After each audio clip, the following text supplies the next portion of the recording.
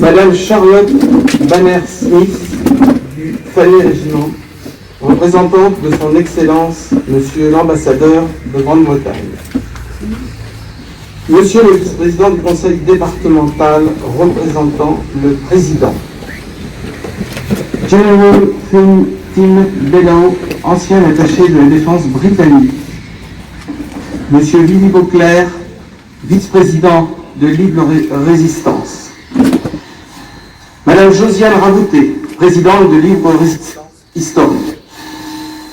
Lieutenant-colonel J. D. Morley, CESOC Stratcom. Monsieur le délégué militaire départemental de l'Indre. Monsieur Didier Mars, président ANDMRF de Bourgogne-Franche-Comté. Madame Elisabeth Cobel, vice-présidente de la LSSR, Association internationale des combattants et sympathisants des services de renseignement. Mesdames et messieurs les maires adjoints, conseillers municipaux délégués et conseillers municipaux de Valençay. Monsieur le directeur départemental de l'Office national des combattants et victimes de guerre, représentant également Madame la préfète. Madame Isabelle Brossolette-Branco, petite fille de Pierre Brossolette. Monsieur Alistair Ross, président de la Fondation franco-britannique.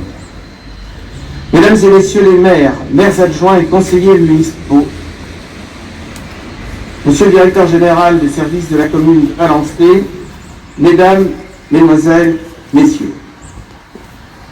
Nous sommes réunis aujourd'hui pour commémorer le 35e anniversaire de l'inauguration du mémorial de la section F du Special Operation Executive, SOE.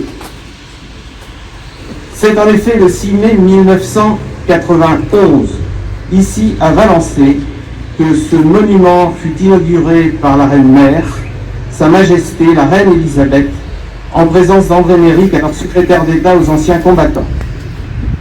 Ce mémorial a été érigé 50 ans après l'envoi en France du premier agent de la section F du SOE. Il a permis enfin de rendre hommage au nom des 104 agents, femmes et hommes, qui ont donné leur vie au service de la liberté et de la défense de la démocratie.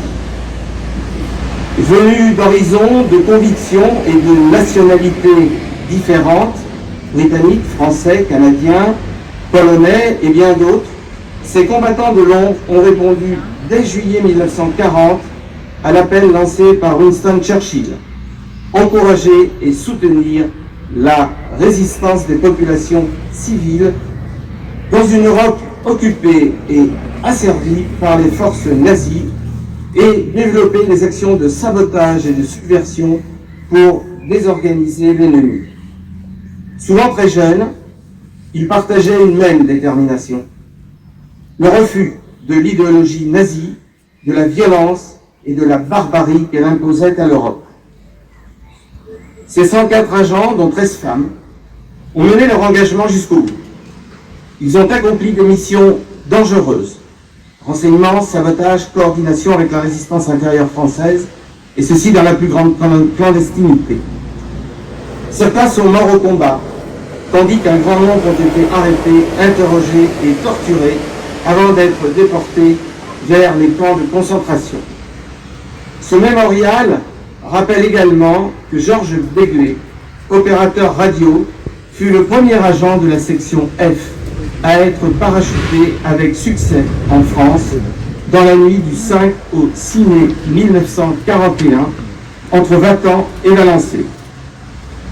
Il établit alors un contact avec Maxime Mans, qui accepta de servir d'intermédiaire avec Londres et de soutenir le développement de la résistance. Cela marquait une étape décisive dans la coordination entre le SOE et la résistance française. Le monument intitulé Spirit of Partnership, esprit de coopération, symbolise cette union entre le SOE et la résistance. Ces deux colonnes, l'une blanche, représentant le courage et la victoire finale, l'autre noir, symbolisant le secret et l'ombre des opérations clandestines. Donc ces colonnes se dressent côte à côte. Elles sont réunies par la lune, sous laquelle se déroulaient les parachutages et les missions nocturnes. Les trois lumières à la base rappellent les pistes improvisées, balisées en forme de L par les comités de réception pour guider les avions de la Royal Air Force lors des opérations de nuit. La réalisation de ce mémorial a été rendue possible grâce à l'engagement de nombreux acteurs, notamment la Fédération Libre Résistance et les membres de l'Amicale des anciens résistants nord-indre Vallée du Cher, tels que Paul Corniolet et Paul Gerbois. La ville de Valençay a généreusement offert le site, tandis que le Conseil général de l'Indre a contribué à son aménagement. Le financement a été assuré par une collecte de fonds en France et en Grande-Bretagne. Depuis 1991, la commune de Valençay est propriétaire du monument et en assure l'entretien. C'est pourquoi nous attachons, Britanniques et Français, une importance toute particulière à cette commémoration annuelle. Nous avons une immense dette morale envers celles et ceux qui ont donné leur vie pour que vivent encore la liberté et la démocratie. Nous n'oublions pas, et nous ne devons jamais oublier leurs noms et leurs actions. Merci à toutes et tous d'être présents pour faire vivre cette mémoire. Vive la République, vive la France et vive le Royaume-Uni. Le moral du peuple français, lui montrant que la résistance était possible même face à un ennemi supérieur en nombre et en matériel. Les efforts du SOE ont ouvert la voie au succès final du débarquement de 1944, qui a marqué un tournant dans la guerre et a finalement conduit la libération de la France. En conclusion, le rôle de la SOE en France pendant la Seconde Guerre mondiale a été d'une importance capitale. Leur courage, leur ingéniosité et leurs engagements indéfectibles à cause de la liberté restent une source d'inspiration pour nous tous. Nous avons une dette de gratitude envers ces hommes et ces femmes, courageux, qui ont combattu dans l'ombre et n'oublieront jamais leur contribution à la victoire des Alliés pendant la Seconde Guerre mondiale. Nous les remercions. And now in English. Ladies and gentlemen, members and friends of Libre Resistance, today we gather to remember and honor the brave men and women who served in Special Operations Executive, SOE, in France during World War II. Their courage, resourcefulness and sacrifice played a pivotal role in the fight against Nazi occupation, and their legacy continues to inspire us to this day. We recall the 435 plus agents of the SOE French section who were infiltrated into France, commencing with Georges Béguet in 1941, who created over 95 networks across France, supported by over 25,000 local resistant members. Today we commemorate the 104 SOE agents who perished at the hands of the German security forces, whose names are inscribed on the attached plaques. But we also commemorate the over 5,000 local French resistance members who perished, but whose names are not on this monument. I recall attending this Valençay commemoration in earlier years when we were joined by former agents, including Henri Diacono, alias Blaise, Paul Corniolet-Witherington, alias Pauline, Jacques Poirier, alias Nestor, Ralph Beauclerc, alias Casimir, Peter Lake, alias Jean-Pierre, Cyril Watney, alias Michel, Marcel Jorin-Singer, and Bob Malubier, alias Clotaire. I would like to take this opportunity to thank our greatest friend, Claude Doucet, ancien maire of Valençay, who with his fabulous team of maire adjoints, policemen, gendarmes, council staff, firemen, have contributed enormously to the organization of our ceremony and welcomed us to this great town since 1981. We welcome Pascal Doucet to the post of mayor in our adopted town and look forward to working with the new team over the coming years as we work together to honor the SOE in France. The SOE's contribution to the liberation of France and eventual defeat of Nazi Germany cannot be overstated. Their operations disrupted the German war machine, undermined the occupation regime, and boosted the morale of French people, showing them that resistance was possible even against overwhelming odds. The SOE's efforts paved the way for the eventual success of the D-Day landings in 1944, which marked a turning point in the war and ultimately led to the liberation of France. In conclusion, the SOE's role in France during World War II was of immense significance. Their courage, resourcefulness, and unwavering commitment to the cause of freedom remain an inspiration to us all. We owe a debt of gratitude to these brave men and women who fought in the shadows, and we shall never forget their contribution to the Allied victory in World War II. Thank you.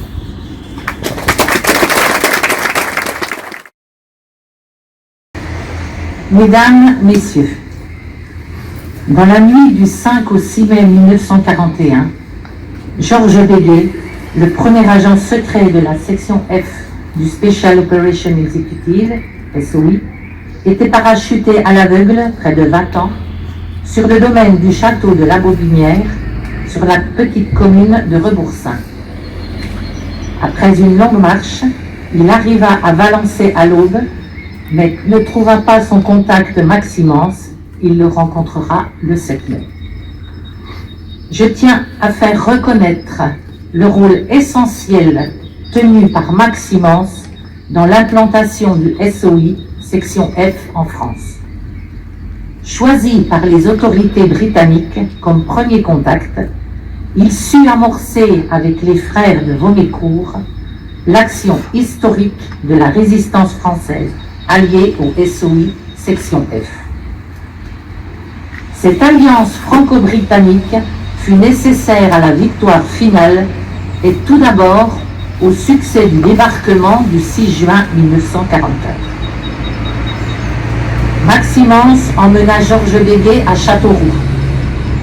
Il le présenta au pharmacien M. Renan et au garagiste M. Fleuret, qui devinrent les deux premières boîtes aux lettres vivantes de la section F. Octave Chantraine œuvra beaucoup avec Maximens et Georges Béguet pour réceptionner des agents ou autres.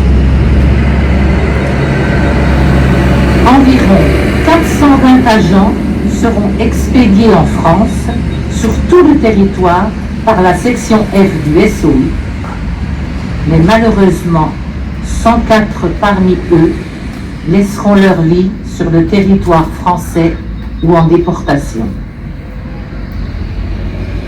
Aujourd'hui, comme chaque année depuis 1991, nous nous rassemblons respectueusement devant le mémorial de Valençay pour rendre hommage aux 104 victimes agents du SOE, section F, 13 femmes et 91 hommes, tombés en opération ou dans les camps et prisons de l'ennemi après d'ignobles tortures physiques et morales. N'oublions jamais les Alliés qui ont combattu avec courage pour le retour de la liberté pour un pays qui n'était pas le leur.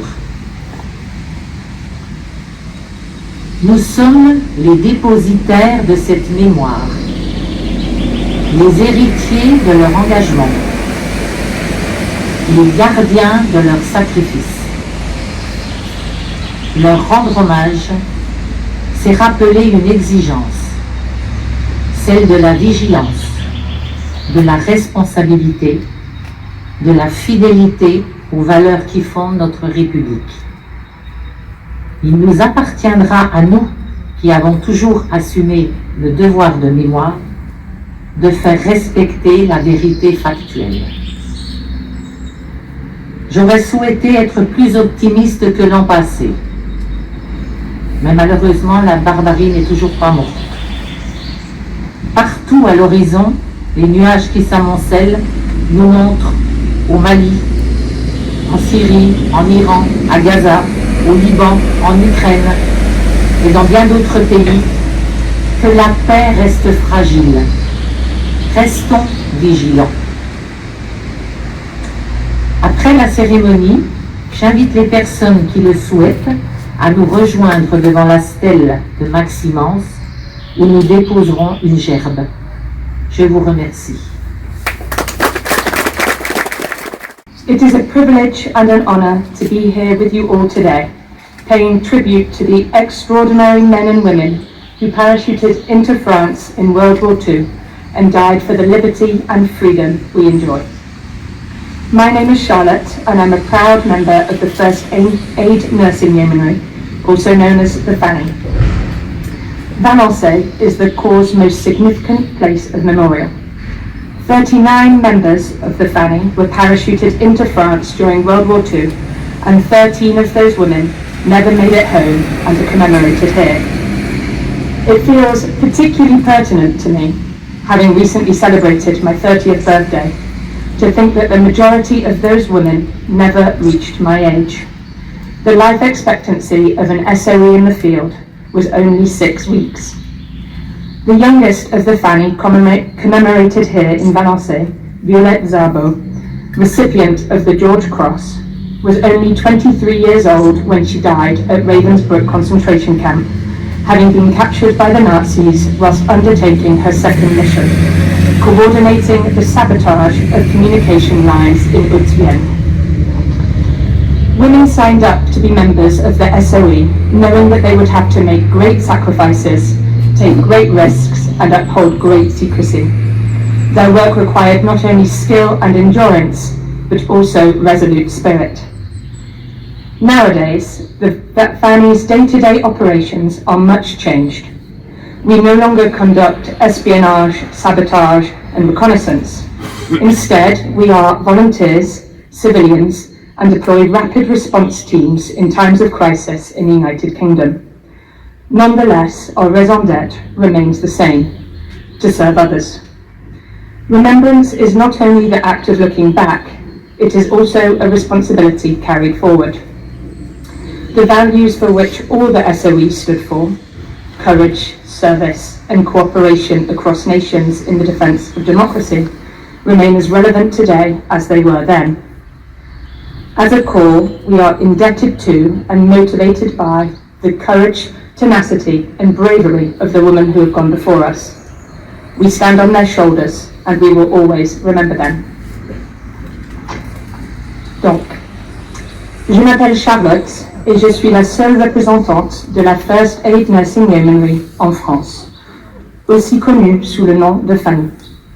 Et c'est un privilège et un honneur d'être ici parmi vous aujourd'hui à Valençay pour rendre hommage à ces femmes et ces hommes extraordinaires qui ont été parachutés en France pendant la Seconde Guerre mondiale et qui ont donné leur vie pour la liberté dont nous jouissons aujourd'hui. Valençay est le lieu de commémoration le plus important pour notre corps. 39 membres de la famille ont été parachutés en France pendant la Seconde Guerre mondiale et 13 de ces femmes ne sont jamais entrées chez elles. Nous leur rendons hommage ici. Quelque chose qui me touche particulièrement, ayant récemment fêté mes 30 ans, c'est de penser que la majorité de ces 13 femmes n'ont jamais atteint mon âge. L'espérance de vie d'un Special Operations Executive sur le terrain n'était que de 6 semaines. La plus jeune des familles commémorée ici, Violette Szabo, décorée de la Croix de Georges, n'avait que 23 ans lorsqu'elle est morte au camp de concentration de Ravensbrück, après avoir été capturée par les nazis alors qu'elle menait sa deuxième mission, coordonner le sabotage des lignes de communication en Haute-Vienne. Violette Szabo et tous ses co-agents se sont engagés au sein du SOE en sachant qu'elle devait faire des grands sacrifices, prendre de grands risques et mener une vie secrète. Leur travail exigeait non seulement des savoir-faire et de l'endurance, mais aussi une grande détermination. Aujourd'hui, le quotidien du régiment Fanny a considérablement changé. Nous ne menons plus d'opérations d'espionnage, de sabotage ni de reconnaissance. Nous sommes encore composés de civils bénévoles et nous déployons des équipes d'intervention rapide en temps de crise au Royaume-Uni. Néanmoins, notre raison d'être reste le même, sauver les autres. Se souvenir n'est pas seulement reconnaître le passé, c'est aussi la responsabilité de transmettre pour préparer l'avenir. Les valeurs défendues par tous les membres du SOE, le courage, le sens de service et la coopération entre les nations pour la défense de la liberté et la démocratie restent toutes aussi pertinentes aujourd'hui qu'elles étaient alors. En tant que corps, nous sommes redevables et motivés par le courage, la ténacité et la bravoure des femmes qui nous ont précédés.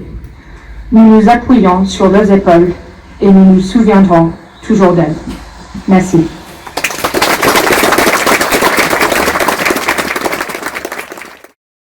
Exemplaire entre nos deux nations unies dans le combat pour la liberté ne sont jamais revenus.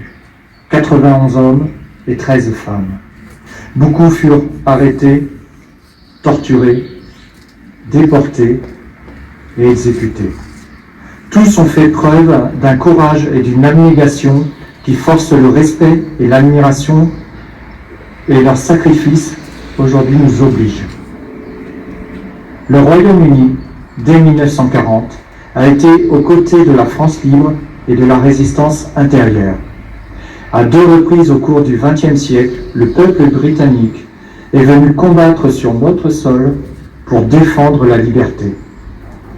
Cette fidélité dans l'épreuve scelle une amitié profonde entre nos deux nations, que nous saluons avec gratitude.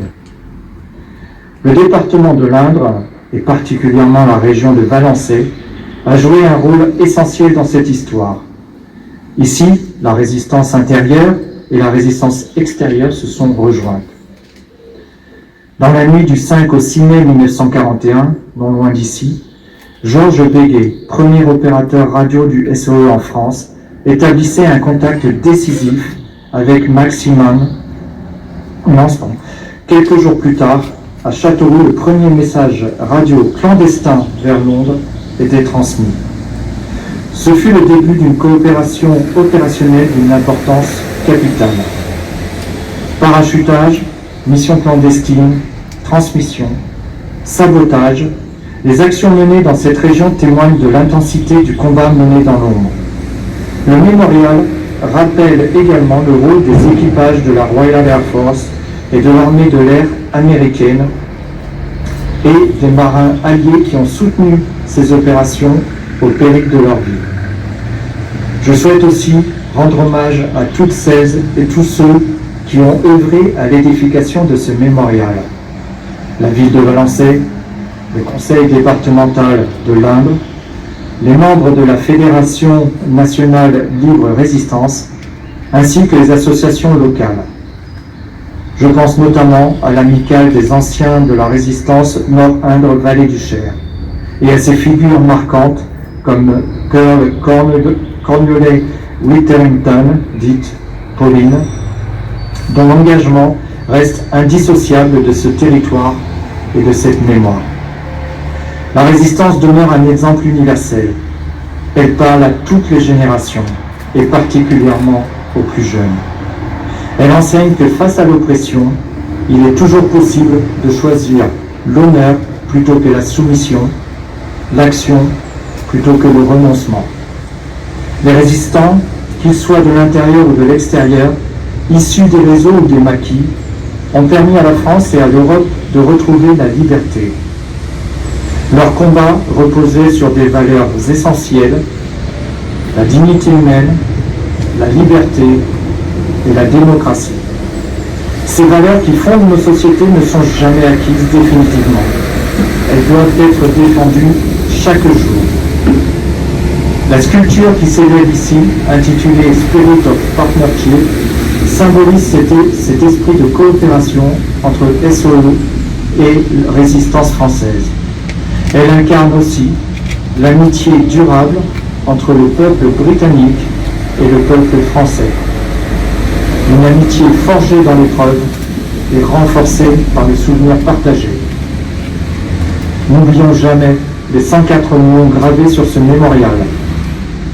N'oublions jamais leur engagement, leur courage et leur sacrifice. Et souvenons-nous que la meilleure manière de leur rendre hommage est de faire vivre, aujourd'hui encore, les idéaux pour lesquels ils ont donné leur vie. Vive la République, vive la France et vive le Royaume-Uni.